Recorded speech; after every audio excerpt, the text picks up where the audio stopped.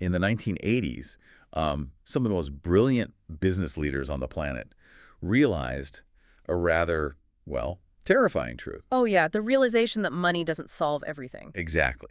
They found out that spending millions of dollars on the perfect, strategic playbook didn't really matter because a massive percentage of corporate changes, like mergers, new software rollouts, or complete restructurings, they just completely failed upon execution. Right. They had the absolute smartest people in the room drawing up the plans, and yet, when those plans hit the actual office floor, everything just fell apart. It is the ultimate executive nightmare. I mean, you diagnose a problem, you write a flawless prescription, and then the patient somehow gets worse. Yeah. It really forces you to ask whether you're even looking at the right diagnostic criteria in the first place. And that is exactly our mission today. Welcome to the Deep Dive. Today we are looking at a legendary framework called the McKinsey 7S model. It's a classic for a reason. It really is. And we've got a comprehensive stack of sources in front of us today. Dense organizational design, business strategy, and change management study notes, specifically from professional management accounting courses. Heavy stuff, but so important. Right. And our goal is to use them to decode workplace chaos. We want to help you, the listener, understand exactly why some companies thrive during major changes while others just, well, shatter. Yeah, shatter is a good word for it. Whether you are prepping to lead a massive corporate restructuring yourself, or maybe you're just trying to figure out why your own department's new reporting process feels like a total disaster, this model gives you a way to see the invisible forces at play in your office. Okay, let's unpack this. If a company has a brilliant strategy written down, why does it so consistently fail when it actually meets reality? Well, to answer that, we have to fundamentally change how we visualize a business. We have to stop looking at an organization as like a rigid machine with a top-down instruction manual. Right, it's not a machine. Exactly. You can't just swap out a broken gear and expect the machine to run faster. Instead, the McKinsey 7S model, which was developed by consultants at McKinsey to analyze internal organizational effectiveness, it demands that we look at a company as a highly complex, living ecosystem. An ecosystem. Yeah, it builds on this concept of the organizational iceberg. The organizational iceberg. I really like that visual. You've got the part everyone sees, and then the massive hidden block of ice underneath that actually sinks the ship. That's a great way to put it. The model basically proves that an organization is a set of interconnected and interdependent subsystems. For a strategy to actually work, it cannot exist in a vacuum. Right. It has to be perfectly aligned with 6 other specific internal elements. What's fascinating here is that this framework forces leadership to view the company as a tightly woven web. A web, yeah. If you pull on one single string of that web, the tension changes everywhere else. Yeah. The entire web vibrates. So if we picture drawing this out, maybe like, one of those cute hand-drawn doodle art infographics on a whiteboard. Oh, yeah, the colorful ones with the little hand-drawn arrows and icons. Exactly. Picture a kawaii doodle art iceberg with a web connecting everything. Let's start with the tip of that iceberg, the parts floating above the water. The framework divides the 7 elements into hard aspects and soft aspects. The hard aspects are the visible ones. They are. The hard elements sit right at the top, perfectly visible to anyone looking at the company. They are formal, overt, and easily quantified. Like things you can measure. Right. They deal with facts, rules, and documentation. And there are 3 of them: strategy, structure, and systems. Strategy, structure, and systems. And assuming most of us listening have spent any time in the corporate world, these are the usual suspects. Oh, absolutely. Strategy is the long-term plan to beat the competition. Structure is the org chart, like who reports to whom, whether you are in a matrix structure with 2 bosses or just a strict top-down hierarchy. Right. And systems are the actual procedures, the daily workflows, the IT networks, the budgetary controls. And notice what those 3 things have in common. What's that? They are all things a CEO can change from a boardroom. When a company decides it needs to improve performance, leadership almost universally attacks these 3 hard elements first. Because they're easy to see. Because they feel safe. You can just hire a firm to write a new strategy document. You can redraw the reporting lines on a structure diagram. You can, purchase a massive new enterprise software system. But wait, if these 3 elements are so easily defined and you can literally map them out in spreadsheets and PowerPoint slides, why do restructurings still fail so often? Because they're just the tip. Right. If I fix the structure and buy the right systems, shouldn't the web be perfectly tuned? Is it like trying to upgrade the engine of a car, which is the strategy, Yeah. but forgetting that you also need to upgrade the brakes and the transmission and the driver's training to handle the new speed? That is a brilliant analogy, yes. You're assuming the car is only made of an engine, or that the web is only made of 3 strings. That is the core trap. Oh, wow. They fail because leaders become entirely obsessed with the tip of the iceberg, and they completely ignore what's lurking beneath the waterline, the massive hidden half of the model. The soft underbelly. Yes. They are the soft elements, and they are behavioral, covert, and highly subjective. You can't easily put them on a spreadsheet. No, you definitely can't. But they are absolutely the forces that will make or break any of those shiny, new, hard changes you just implemented above the water. Here's where it gets really interesting, because the 4 soft S's are where the actual humans come into play. Exactly. Let's walk through them. First, you have staff. And the sources make it clear this isn't just like headcount or payroll numbers. No, not at all. It's the actual living, breathing people in the organization, all of whom come with their own complex concerns, priorities, and personal lives. Yeah. Second, you have skills. These are the key capabilities and distinctive competences of your workforce. It's what this specific group of people is genuinely good at doing. Right. And then you have style. Right. And style isn't about dress code, is it? No, it's the leadership approach. It's Yep. the shared assumptions and the way management actually behaves, not just what they say in the employee handbook. Like, are they dictatorial? Are they participative? Do they encourage you to speak up, or do they, subtly punish you for contradicting the boss? Exactly, the day-to-day reality of the leadership. And that brings us to the final S, which is arguably the most critical component of the entire framework, shared values. Shared values. Yeah, in the older literature, you might actually see this referred to as superordinate goals. So if we're visualizing that colorful doodle art web again, shared values sits right in the very center, doesn't it? It connects to every single other element. It acts as the absolute core glue holding the other 6 elements together. Shared values are the guiding beliefs, the core culture, and the significant principles that go way beyond any formal corporate objectives like increase revenue by 10%. Right. It's bigger than that. It's the fundamental why of the organization. It dictates how people behave when nobody's is watching. When you lay it out like that, the friction between the tip of the iceberg and the bottom of the iceberg makes total sense. It really does. Because you can mandate a new system overnight. A CEO can send out a memo on Friday saying, starting Monday, everyone uses this new expense reporting software. But you cannot mandate a new skill. No, you can't. You certainly can't mandate a new shared value or a new leadership style with an email. You've hit on the exact reason why change is so painful. You can't force a culture shift by Monday morning. It takes serious, prolonged time and effort. Yeah. And this brings us to the golden rule of the McKinsey 7S model, which is alignment.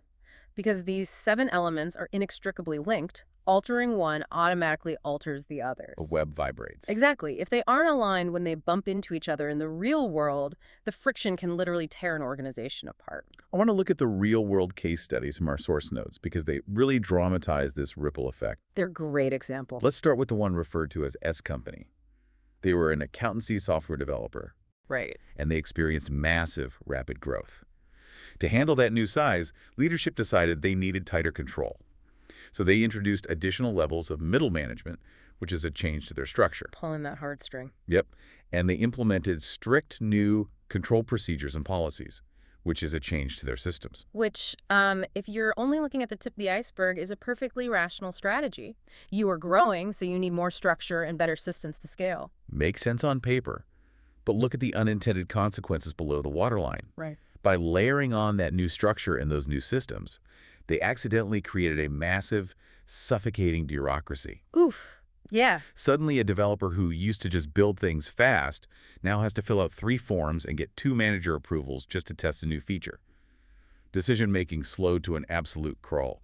And what did that do? It crushed their soft elements. Because their defining skill as a software company had always been rapid innovation. And their leadership style had always been highly entrepreneurial and agile. Yes. The new hard elements essentially went to war with the existing soft elements. They really did. The new systems demanded slow caution, but their skills and style were built for fast innovation. They misaligned. and the bureaucracy suffocated the very things that made them successful in the first place. It's a classic trap, and we see a different, perhaps even more insidious version of it in the second case study from the sources, a business referred to as PLL. Right, PLL. This one is a masterclass in how pulling a structural string can mutate the entire web. So PLL underwent a major restructuring, increasing their management levels. Again, pulling the structure string. Exactly. And because of this, staff were suddenly required to regularly report to entirely new teams and new bosses. That's pulling the system's string. And the ripple effect here was entirely psychological, wasn't it? It changed the way the employees view their own survival within the company. If we connect this to the bigger picture, the unintended consequence at PLL was that the day-to-day focus of the staff completely shifted. How so? Well, before the restructuring, they might have looked at the organization as a whole. But suddenly, with these new reporting lines and new managers evaluating them, employees started focusing solely on the benefit of their own specific departments. Wait, really? So they created a silo culture? Exactly. Marketing stopped caring about what sales needed because marketing was only being judged on their own new isolated metrics. That is the exact mechanism. By simply changing the reporting structure and the reporting systems at the tip of the iceberg, leadership accidentally mutated the company's shared values at the bottom of the iceberg. Wow. They accidentally bred a culture of departmental selfishness. That is wild. I mean, they just wanted to redraw the org chart to make management cleaner, and without meaning to, they literally rewrote the core beliefs of the entire workforce. This is precisely why change management is so notoriously difficult. Leaders upgrade the engine, but they don't realize that doing so means the old brakes are now a fatal liability. Go back to the car analogy, yeah. They change the strategy and the systems, but they entirely forget to realign the shared values and the skills to match that new reality. Okay, so knowing how dangerous this misalignment is, how do we actually use this tool practically? If you are listening to this right now, and you're visualizing your own workplace, and you realize your organization's web is vibrating with misalignment, how do you step through a successful transformation using the 7S framework? Well, it requires a highly systematic process. Step one is rigorous analysis. You have to evaluate each of the 7 elements in their current state, and you have to be brutally honest about your soft elements. Right. You can't just look at the shared values written on the lobby wall. You have to look at the shared values actually practiced in the break room. That makes total sense. Yeah. And step 2 would be identifying the friction points. Where is the misalignment actually happening? You map out where a new system is fighting against an old shared value, just like at S Company. Exactly. Step 3 is the hardest part, adjusting the elements in tandem. You can't just fix the hard elements and hope the soft elements catch up. You have to move them together. Right. If you introduce a new strategy, you have to intentionally map out exactly how you will develop the new skills required to execute it and how you will shift the leadership style to support those new skills. You move them together. And step 4 is ensuring continuous consistency. Alignment isn't a one-time project you finish on a Friday. Definitely not. An ongoing process of tuning the web as the change rolls out. Yeah. I mean, the major advantage of this model is its beautifully holistic approach. It absolutely forces leadership to look at the human element of change. You literally cannot complete a 7S analysis without analyzing your staff and their culture. But we should be clear, the sources highlight some significant limitations to this framework. It is not a magic wand. The complexity is the first thing that jumps out to me. Diagnosing that a culture is misaligned is one thing, fixing it is another entirely. Because, as we discussed, how do you accurately measure the soft elements? I can put a key performance indicator on a new IT system's uptime. I can measure down to the millisecond. But how do I put a concrete KPI on a leadership style? You really can't, at least not with the same objective precision. It is incredibly subjective, which makes tracking your progress very difficult. Yeah. But there is another, perhaps more glaring limitation. The 7S framework is a purely internal model. It looks entirely inward at the organization's own mechanics. It does not look outward at competitors, industry trends, or external market shocks. Right, so you could have a perfectly aligned organization with beautiful shared values, incredible skills, and a flawless strategy. But you're flawlessly executing a strategy for a product that nobody wants to buy anymore. Yes. It's like having the most perfectly tuned, harmonious factory in the world, and it's dedicated entirely to producing VHS tapes. That is the exact danger of only looking inward. This raises an important question about strategic analysis as a whole, because the 7S model is essentially a closed box, and organizations should never use it in isolation. So what do they do? You would utilize a complementary external tool to see what's happening outside the box. It's something like a pestle analysis, right? That's a perfect example. PESTEL looks at political, economic, social, technological, environmental, and legal factors outside the company. The big macro forces. Right. If a new law is passed or the economy crashes, that external shock is going to force your internal web to vibrate. By combining an external tool like PESTEL with an internal tool like the 7S model, leadership gets a complete 360-degree view. They can see the storm coming. And they can ensure the ship's internal mechanics are aligned to sail through it. I want to pause here and ask you, the listener, to think about your own workplace right now. Visualize that interconnected web of 7 elements. Which of the S's feels like it's dragging the others down in your daily life? It's a great question to ask. Is there a brilliant strategy that's being choked out by a clunky, outdated system that takes 10 clicks to do a one-click job? Or maybe you have incredible staff with world-class skills, but the dictatorial management style is completely misaligned with the shared values of innovation your company claims to have. It's a very revealing exercise. Once you start looking at your office through the lens of this web, you stop blaming individual people for failures, and you start seeing the structural misalignments causing the friction. So what does this all mean? If we synthesize everything from these sources, the McKinsey 7S model proves that strategy, structure, systems, shared values, skills, style, and staff are completely inextricably linked. Completely. Fixing a broken organization isn't just about drawing a new org chart or buying the latest software. It's about tuning a 7-piece orchestra. It's recognizing that every single time you change a rule, you are impacting the psychology and the culture of the people who have to follow it. It's a profound shift in how we view corporate mechanics. It removes the illusion of easy, isolated fixes. We want to thank you for joining us on this deep dive. As we wrap up, we'd like to leave you with something to ponder. And based on our sources today, I think the most compelling thought revolves around that organizational iceberg. Oh, definitely. In the business world, we almost universally assume a company's competitive advantage lies in its visible strategy or its cutting-edge systems. We celebrate the brilliant top-down plans. Because they're easy to see. But those hard elements are actually the easiest things for your competitors to identify and copy. Anyone can buy the same software or mimic an org chart. Right. But it's the soft elements, the culture, the beliefs, the behavioral quirks are notoriously difficult to quantify and almost impossible to mandate. Could it be that an organization's true, uncopyable superpower lies entirely in its invisible shared values and style? Wow. When you really look deep into those diagnostic waters, it turns out the most important things keeping the ship afloat are the things you can't even see.